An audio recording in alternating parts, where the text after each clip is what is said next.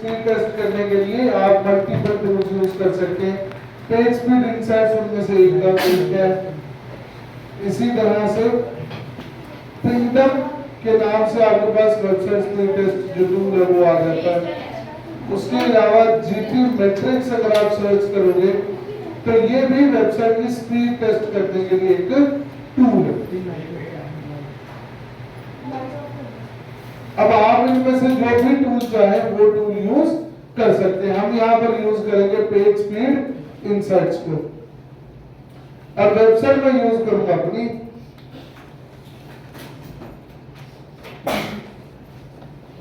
तो वेबसाइट का URL add करना है, एंटर प्रेस कर देना।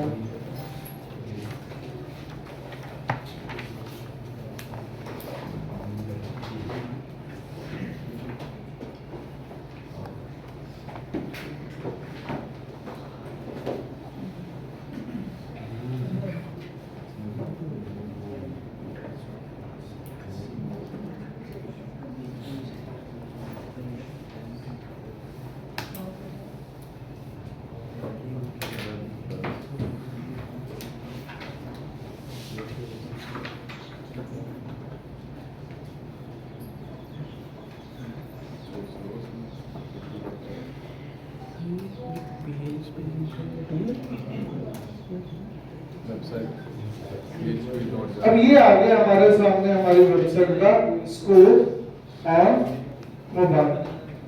क्लास में तो खाना खा रहे और ये स्कोर है हमारे पास डेस्कटॉप पर।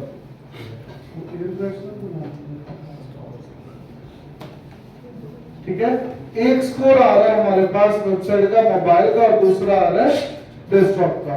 ठीक है, हमेशा याद रखें बाय डिफॉल्ट आपकी वेबसाइट होस्टिंग थीम ब्ला ब्ला ब्ला ये सारी चीजें कितनी भी अच्छी क्यों ना हो जाए, हमेशा आपकी वेबसाइट की जो स्पीड होती है वो मोबाइल पर स्लो होती है और डेस्कटॉप पर अच्छी होती है।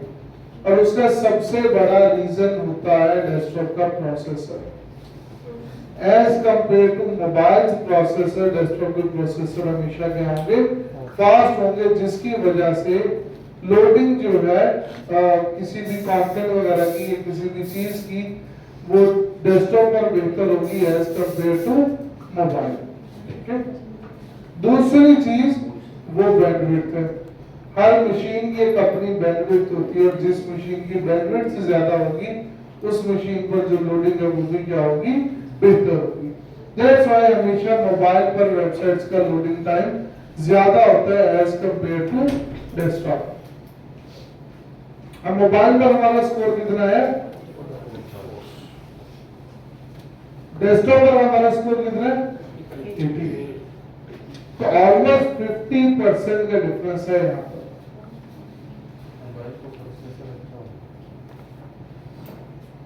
ये स्लो है, ये 80-90 होनी चाहिए। देन अगर मैं यहां से स्क्रॉल डाउन करता हूं तो सबसे पहले आता है फर्स्ट कॉन्टेंटफुल पेज।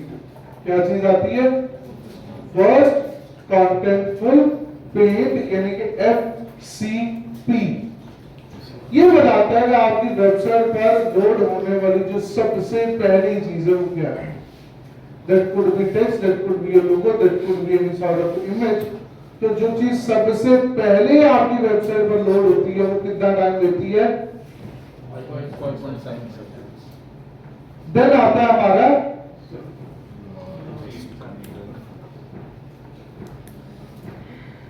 लार्जेस्ट कॉन्टेंटफुल पेज यानी कि हमारा LCP। ठीक है, अब हमने अपनी वेबसाइट जब बनाते हैं तो वेबसाइट बनाने के लिए हम पहले वो कंटेनर्स लगाते हैं। ऐसा ही है, किसी कंटेनर में थोड़ा कंटेंट है और किसी कंटेनर में कंटेंट क्या होता है। अब जो आपका जो होम पेज है उस होम पेज के ऊपर जो कंटेनर, जिस कंटेनर का साइज सबसे ज्यादा है, सबसे और वो टॉप पर भी है, वो कंटेनर होता है आपका LCP। वो कंटेनर क्या होता है आपका, most of the time 90% of the case scenarios में आपका जो LCP होता है वो आपका हीरो सेक्शन वाला कंटेनर होता है। ठीक है, देन यहाँ पर आता है टोटल ब्लॉकिंग टाइम, यानी कि आपकी जो इमेज वेबसाइट है उसको लेकर ब्लॉकिंग टाइम की तरह। अब ब्लॉकिंग टाइम कैसे हो सकता है ये भी समझो। फॉर एग्जाम्पल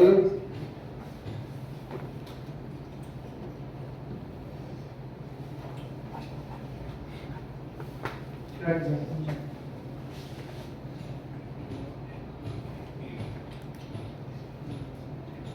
हमने क्रम्बल की कुकीज खाई है। अभी कोई उनका एक नया पॉट आया, वो देखा क्रम्बल का पॉट है प्रॉपर, मतलब मेटल बॉक्स पैकेजिंग में आता है, ऐसे ही। अब अगर फॉर एग्जाम्पल मैं भट्ट साहब को कहूँ तो भट्ट साहब ये पॉट में 6 कुकीज है, 8 कुकीज है, आपने खानी है, कितना टाइम लगेगा? भट्ट साहब फॉर एग्जाम्पल मुझे कहते हैं सर जी मुझे 1 घंटा लगेगा, मैं ये 6-8 कुकीज जो है वो खा लूंगा, ठीक है। हम कहते हैं बिस्मिल्लाह पढ़े, पता चले भट्ट साहब से 15 मिनट वो डब्बा ही नहीं खुला, 15 मिनट डब्बा ना, ये जो 15 मिनट है ये ब्लॉकिंग टाइम है, ये क्या है?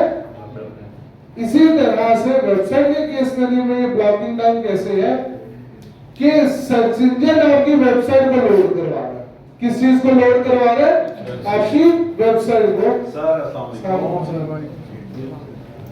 और सर ये से टोटल ब्लॉकिंग टाइम क्या है? आपकी वेबसाइट को लोड करवाया जा रहा है, ठीक है, आपकी वेबसाइट को आप क्या करवा रहे हैं? लोड करवा रहे हैं। अब उस लोडिंग से पहले कुछ प्लगइन्स आ जाते हैं और वो कहते हैं कि ये हमारा सर एक्स्ट्रा कोड है, पहले इसे लोड करवाना, फिर वेबसाइट लोड करवाना, फिर किसे लोड करवाना? अब वो जो एक्स्ट्रा कोड है उसको लोड करवाने में जो एक्स्ट्रा टाइम कंज्यूम हुआ वो बन गया आपका टोटल ब्लॉकिंग टाइम। फिर आता है क्यूमुलेटिव लेआउट शिफ्ट। अब लेआउट शिफ्ट क्या है? लेआउट शिफ्ट ये है कि फॉर एग्जांपल आपकी वेबसाइट का जो डिजाइन है वो एनिमेटेड है, वो क्या है? जैसे अम्मी अब्बू की शादी वाली वीडियो में वो दोनों उड़ के आ रहे थे ना कहीं से, ठीक है, ऐसे ही अगर आप वेबसाइट ओपन करते हो फॉर एग्जांपल उसमें टेक्स्ट कहीं से उड़ के आ रहा है और मे बी इमेज वगैरह कहीं से उड़ के आ रही है। अब क्या हो रहा है? वेबसाइट लोड हो गई है, लोड होने के बाद ये एनिमेशन चल रही है, क्या चल रही है? और वो एनिमेशन अपनी जगह पहुंचने में टाइम लेगी, ऐसे ही है। अब वो जो टाइम उस एनिमेशन ने अपनी जगह पे पहुंचने के लिए लिया है वो है आपका क्यूमुलेटिव लेआउट शिफ्ट। समझ आ गई बात की? और फिर आता है आपका स्पीड इंडेक्स। क्या चीज आती है? टोटल टाइम जो आपकी वेबसाइट को तकरीबन लोड होने में लगा है, आपके वेब पेज को तकरीबन लोड होने में लगने वाला टोटल टाइम, ये क्या है? आपका स्पीड इंडेक्स। समझ आ गई बात की? यहीं पर अगर मैं डेस्कटॉप पर जाता हूं तो यही नंबर बहुत अच्छे हैं, 1.6 है, 1.9 है, लेआउट शिफ्ट 0 है, ब्लॉकिंग है ही नहीं ऑलमोस्ट, और स्पीड इंडेक्स में टाइम कितना है? 2.7। मतलब हमें इंप्रूवमेंट की जरूरत है, बट कहां पर? मोबाइल। अगर आप ट्री मैप आकर देखते हो तो ये नोटिस 1 2 3 4 5 यानी कि 5 स्क्रीन या 5 सेकंड्स तक आपकी वेबसाइट लोड ही नहीं। 6वें सेकंड में क्या आती है? और 7वें सेकंड में ये पार्ट लोड होता है। देन स्क्रॉल डाउन और ये मौजूद है आपकी वेबसाइट के इनसाइट्स। क्या आगे वेबसाइट के पहला इनसाइट क्या है? Render blocking request. वो आपको बता रहा है कि ये दीज आर डिफरेंट फाइल्स जो रेंडरिंग को ब्लॉक करती हैं, यानी कि पेज की लोडिंग को क्या करती हैं? ब्लॉक करती हैं। पेज लोड करवाया जा रहा था, बीच में टपक जाती है, पहले हमें लोड करवा दो। और ये इंपॉर्टेंट भी नहीं है। अगर ये इंपॉर्टेंट होगी और पहले लोड हो रही तो फिर कोई मसला नहीं है, बट ये फाइल्स इंपॉर्टेंट भी नहीं है, स्टिल इनको पहले लोड करवाना पड़ रहा होता है। Use efficient cache life time बाद में समझाता हूं। देन आता है फॉर डिस्प्ले। देखो नॉर्मली आप गूगल यूज करते हैं अगर, तो अक्रॉस गूगल आपको गूगल फॉन्ट्स देखने को मिलते हैं। क्या देखने को मिलते हैं? गूगल के अपने फॉन्ट्स है, 15,000 2000 सॉरी 15-20,000 के आसपास गूगल के अपने फॉन्ट्स हैं। तो जब नॉर्मली आप कुछ भी चीज किसी भी वेबसाइट को देख रहे होते हैं सब कुछ, तो अगर उस वेबसाइट पर यूज किया गया फॉन्ट गूगल फॉन्ट होगा, कौन सा फॉन्ट होगा? गूगल फॉन्ट होगा। तो इन दैट केस सिनेरियो क्या होगा कि वो फॉन्ट को डाउनलोड करवाने की जरूरत नहीं पड़ेगी। आपको याद है मैंने कहा था कि जब कोई यूजर किसी वेबसाइट पर जाता है उसमें मौजूद कंटेंट, कोड, इमेजेस सब कुछ डाउनलोड करवाना पड़ता है, फिर ही सब कुछ प्रीव्यू होता है। समझ लगी आगे बात? अब अगर ऐसे में आपने एक फॉन्ट भी यूनिक डाउनलोड करके यूज कर रखा है वेबसाइट पर, तो जब गूगल उस वेबसाइट को लोड करवाएगा तो गूगल को वो फॉन्ट भी डाउनलोड करना पड़ेगा। फॉन्ट भी क्या करना पड़ेगा? डाउनलोड करना। एक एक्स्ट्रा मुसीबत आ गई, मतलब पहले आप 3 चीजें लोड करवा रहे थे, उनका लोड आपको बर्दाश्त करना था, आपको वहां पर एक चौथी चीज आ गई, और वो कौन सी है? फॉन्ट। फिर आता है लेआउट शिफ्ट कैलकुलेट्स, उसके बाद इंप्रूव इमेज डिलीवरी। कुछ इमेजेस आपको हाईलाइट करके बता रहा है, जो इमेजेस कौन सी हैं, इनको क्या करना है? You all know very well. Then यहां पर एक एरर आता है, रिड्यूस अनयूज्ड सीएसएस। क्या चीज है? इसका मतलब क्या बच्चों? ये प्रोग्रामिंग लैंग्वेज, कोडिंग सीएसएस का मतलब प्रोग्रामिंग लैंग्वेज है, और ये लैंग्वेज डिजाइनिंग के लिए यूज की जाती है। किसे यूज की जाती है? स्टाइलिंग के लिए या डिजाइनिंग के लिए। अनयूज सीएसएस का मतलब यह है कि आपकी वेबसाइट पर ऐसा स्टाइलिंग का कोड मौजूद है जो यूज ही नहीं होगा, जो यूज ही, तो वो कह रहे हैं उसे रिमूव कर दो, रिड्यूस कर दो, जो भी करना है करो उसके साथ। Image element do not have explicit width and height. आपने अपनी वेबसाइट पर इमेजेस वगैरह यूज कर रखी हैं, बट उनकी कोई भी एक मैक्सिमम हाइट या विड्थ नहीं है। फिर आता है मिनिफाइड सीएसएस, यानी कि आपने जो सीएसएस कोड यूज कर रखे अपनी वेबसाइट पे, वो कोड बहुत ज्यादा एम्प्टी स्पेसेस के साथ है। किसके साथ है? एम्प्टी स्पेसेस, यानी कि कह लो खुला खुला करके वो सारा कोड लिख रखा है, तो उसमें मौजूद एम्प्टी स्पेसेस को रिमूव कर दो। इसी तरह जावास्क्रिप्ट के एम्प्टी स्पेसेस को रिमूव कर दो, अनयूज्ड जावास्क्रिप्ट को वहां से रिमूव कर दो। और अगर आप ये सारे काम कर दोगे तो आपकी वेबसाइट का जो स्कोर है वो 44 से इंप्रूव हो जाएगा। समझ लगी बात? ये नहीं पहले बड़ी ये चीज।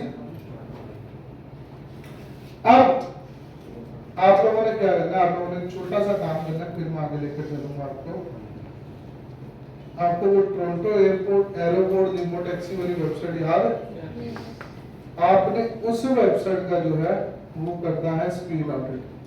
क्या करना है? और मैं आप में से किसी एक बच्चे को खड़ा करके पूछूंगा और कहूंगा कि भाई मुझे रिपोर्ट पढ़ के सुना, क्या क्या इश्यूज हैं जो तुम्हें लगता है इसमें रिमूव करने चाहिए, और वेबसाइट क्या हो जाएगी, ठीक हो जाएगी। बिस्मिल्लाह। टोरंटो एरोपोर्ट लिमो टैक्सी वाली वेबसाइट एटीआर है, अब हम करते हैं इसको ऑप्टिमाइज। सबसे पहले मैं स्मच प्रो में जा रहा हूं, एक्सेल फॉर्मेट में।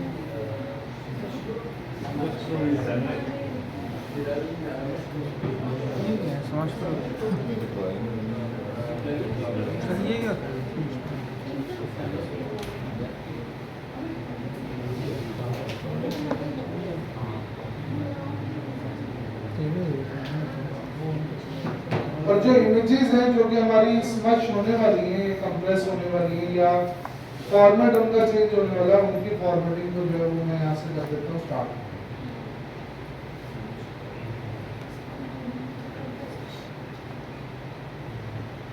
देन मैं जा रहा हूँ यहाँ से प्लगइन्स में और ऐड प्लगइन।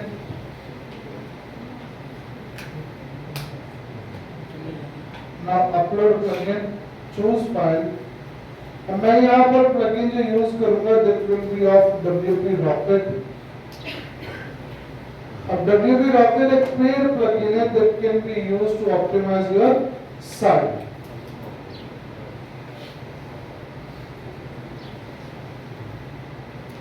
इसको कर लेते हैं यहाँ पे install.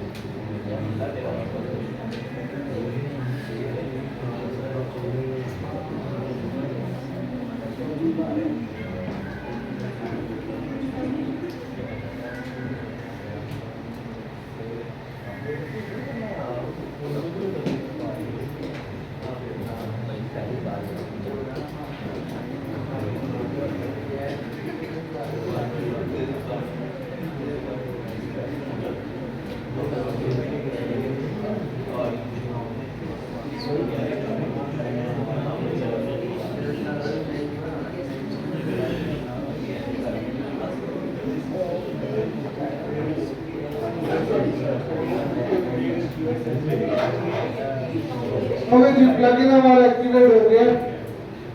Now go to settings और यहाँ पर मिलेगा WP rocket.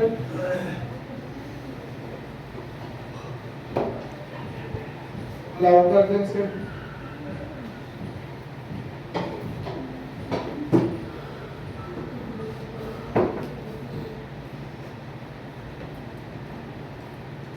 Then scroll down. अब यहाँ पर क्या क्या काम करना है और से समझते जाए। सबसे पहले गो टू फाइल ऑप्टिमाइजेशन और यहाँ से CSS को मिनिफाई कर दो।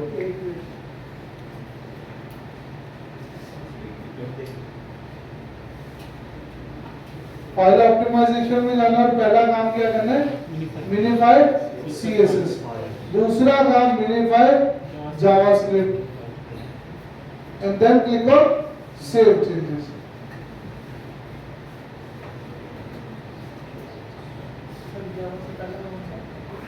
CSS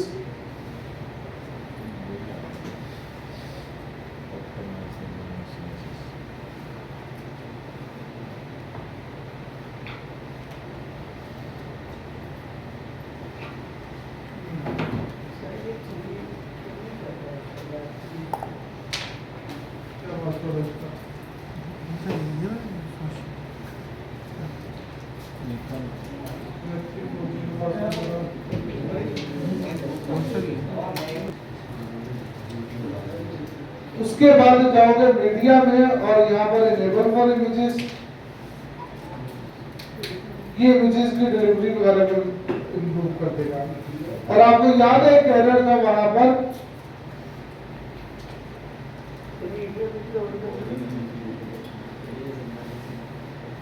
इनेबल फॉर इमेजेस, यहाँ पर ये देख रहे हो क्या error, images element do not have explicit width and height, यानी कि उनकी जो डायमेंशंस है वो मिसिंग है।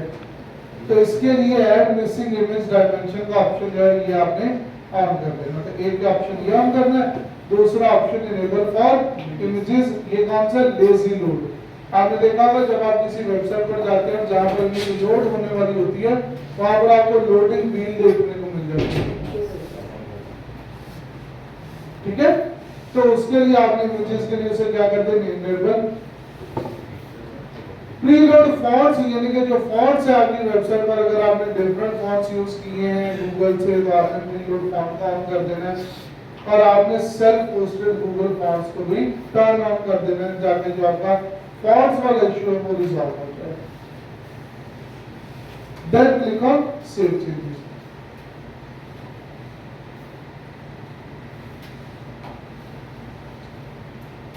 नाउ गो टू प्रीलोड और एक्टिवेट प्रीलोडिंग पे क्लिक कर दो। अब इससे क्या करेगा, गूगल ऑलरेडी आपके पेजेस वगैरह प्रीलोड करके रखेगा। और इनेबल लिंक प्रीलोडिंग को भी ऑन कर देना। अब इससे क्या होता है, आपने देखा है होता क्या नॉर्मली, अगर मैंने किसी किसी वेबसाइट को ओपन कर रखा है और वहां पर जब आपका यूजर किसी बटन के ऊपर अपना कर्सर देकर जाएगा तो आपकी वेबसाइट तभी से उस अगले पेज को लोड करना शुरू कर देगी, ताकि अगर वो यूजर उस बटन पे क्लिक करे तो वो वेबसाइट वो या वो वेब पेज जो लोड होना था वो पहले से लोडेड हो, ताकि उसकी अगर स्पीड स्लो भी हुई तो उसके लिए फौरन से लोड हो जाएगा क्योंकि लोडिंग पहले से स्टार्ट कर दी गई होगी। Save changes.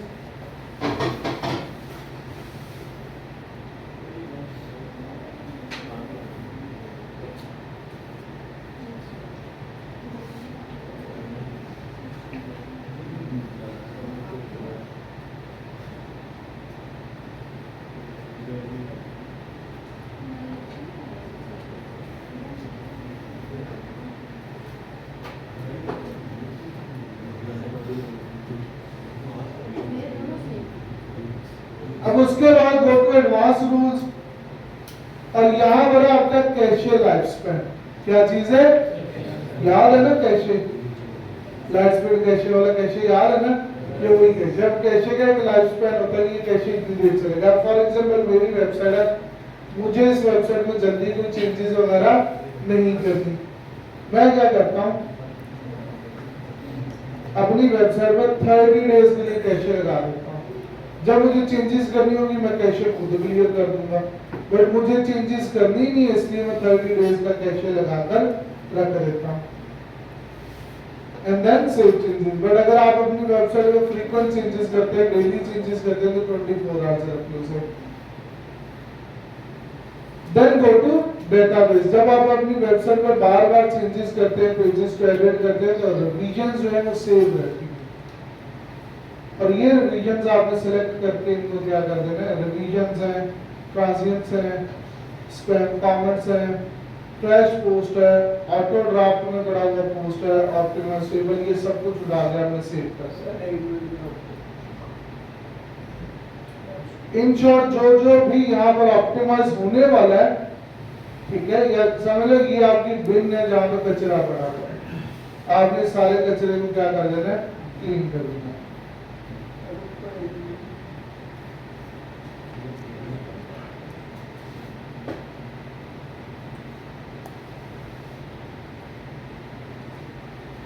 और ये मैंने जैसे ये वैसे नहीं उठाना। फॉर एग्जाम्पल हो सकता है ड्राफ्ट में आपके कोई काम की चीज पड़ी हो,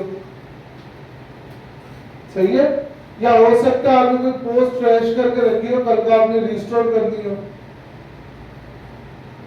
या रिवीजन है, आप हो सकता है कल को मुझे कोई पिछली रिवीजन रिस्टोर करनी हो, तो ये सारी चीजें पहले क्लैरिटी ऑफ माइंड के साथ आपने करनी है, नहीं तो नहीं करनी। Then go to CDN, यहाँ से CDN इंटीग्रेट किया जा सकता है, जो कि रॉकेट CDN जो है $8 मंथली पर आपको मिलता है। हमारे पास इतने पैसे नहीं है, हम तो वैसे भी गरीब हैं, हम इसे छोड़ देंगे। CDN होता क्या है इसके बारे में मैं भी बताता हूँ। उसके बाद इमेज ऑप्टिमाइजेशन ऑलरेडी हम कर चुके हैं यूजिंग स्मश, तो इसकी भी हमें जरूरत नहीं है। और कोई कोई चीज करने की जरूरत नहीं है, गो टू डैशबोर्ड और एक दफा के लिए कैशे जो है वो उसे डिलीट कर दो, ताकि वेबसाइट एक दफा के लिए फ्रेश हो जाए।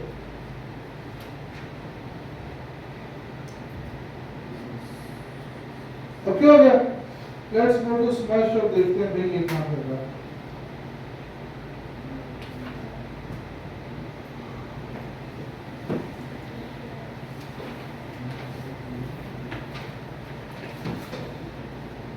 लेट्स सी कोई फर्क है या नहीं है।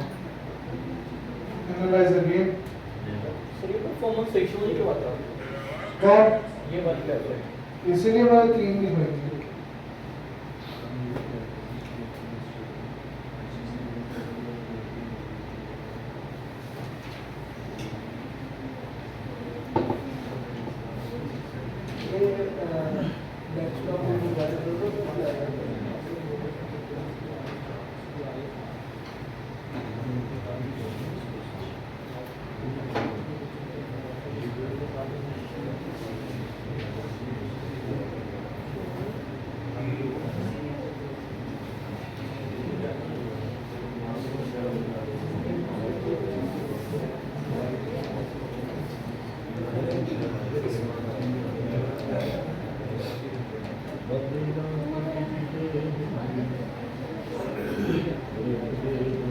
अब 40 से स्कोर कहां चला गया हमारा?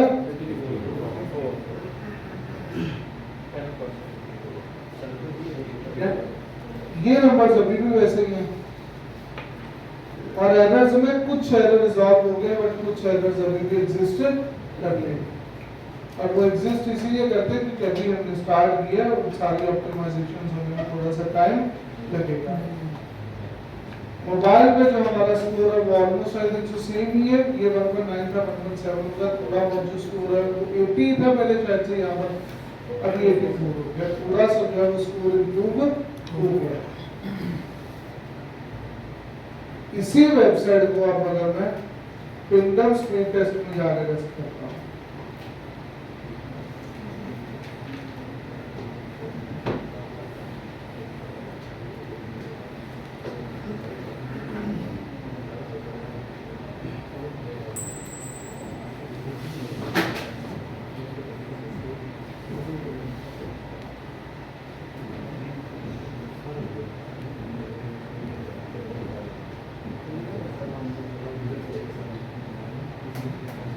अब यहाँ पर हमारी वेबसाइट को स्कोर कितना मिल रहा है? 73 और वो हम बता रहे हैं कि आपकी वेबसाइट का लोड टाइम कितना 1.74 सेकंड और आपकी वेबसाइट का पेज साइज कितना 3.1 MB और 162 रिक्वेस्ट आपके सर्वर को जाती है, फिर आपका सर्वर क्या करता है? रिस्पॉन्स कर रहा है। ठीक है, 3.1 MB का साइज कहां से आ रहा है? स्क्रॉल डाउन तो पता चलता है कि ये जो 3.1 MB का साइज है इसमें से 1.5 MB में क्या पड़ी है और 864 KB में क्या पड़ा है? ये दो चीजें अगर आप ऑप्टिमाइज कर दो तो काफी हद तक साइज रिड्यूस हो जाएगा, रिक्वेस्ट भी कम भेजनी पड़ेगी और स्पीड भी क्या हो जाएगी? इंप्रूव हो जाएगी।